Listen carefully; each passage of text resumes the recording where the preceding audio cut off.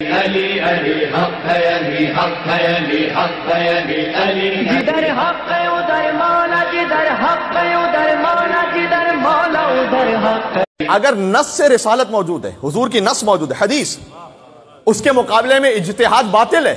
اور اجتہاد اس بات میں ہے کہ جہاں کوئی واضح نص سے رسالت موجود نہ ہو، پھر آپ جو اجتہاد تحقیق کرنی کرتے جائیے۔ جیسے حضرت خضر کی نبوت کے لیے واضح نص موجود نہیں ہے، کیجئے تحقیق، آپ کو مبارک ہو۔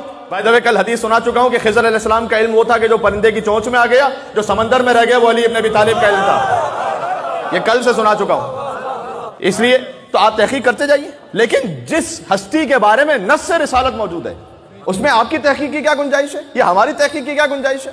یا ہمارے مزاج کی کیا گنجائش ہے؟ کچھ تو ہے جس کی پردہ داری ہے۔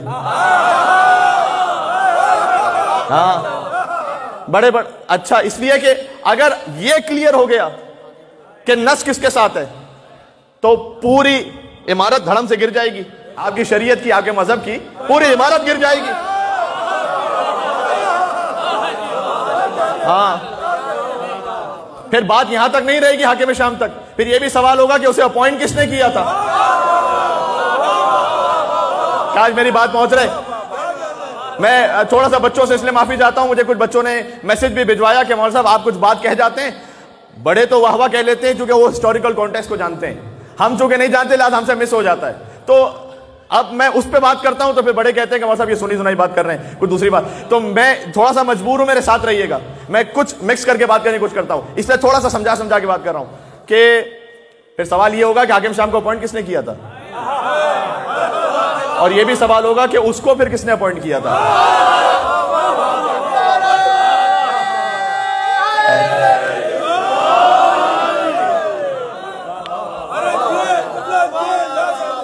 یہ بات پہنچ رہی ہے؟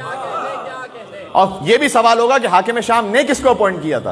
اسی لیے ہم کہتے ہیں، ہم محرم کی مجالس میں اس پہ تھوڑی سی بات کر چکا ہوں کہ اگر یزید پہ لعنت بھیجو گے، جو سارے مسلمان لعنت بھیجتے ہیں، تو فقط یزید پہ ہم جان نہیں چھوڑیں گے آپ کی۔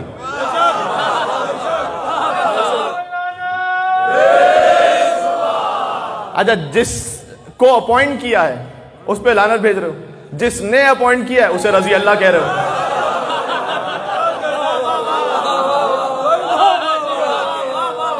غالب نے کہا تھا یہ اجتہاد عجب ہے ایک دشمن دین، یہ اجتہاد عجب ہے کہ ایک دشمن دین علی سے آ کے لڑے اور خطا کہیں اس کو، کہ خطا اجتہادی ہو گئی تھی، خطا اجتہادی ہو گئی۔ خطا اجتہاد کیا کیوں تھا آپ نے نص کے سامنے، حدیث رسول کے سامنے آپ نے اجتہاد کیوں کیا تھا؟ یہ اجتہاد عجب ہے کہ دشمن ہے اجتہاد کے لفظ پر۔ دیکھیں جو اس وقت تشیع میں اجتہاد ہے اور جو مجتہدین ہے وہ بہت محترم ہے، اس کا کاملاً سے کوئی تعلق نہیں ہے، وہ ہے نص کے مقابلے میں اجتہاد۔ علی کے سامنے آ کے کہہ رہے ہیں کہ خطا اجتہادی ہو گئی۔ جملہ کہوں تو پھر مسلمانوں کیوں نہیں کہتے ہو کہ ابلیس سے بھی خطا اجتہادی ہوئی تھی؟ نہیں جملہ پہنچا نہیں، ایسا میں پہنچانا چاہتا ہوں۔ کہہ دو کہ جو سجدہ نہیں کیا تھا خطا اجتہادی ہو گئی۔ یعنی میں کہنا یہ چاہ رہا ہوں کہ کیا فرق ہے حاکم شام کی غلطی میں اور ابلیس کی غلطی میں؟ فرق کیا ہے؟ ابلیس نے آدم صفی اللہ کو نہیں مانا، حاکم شام نے علی ولی اللہ کو نہیں مانا۔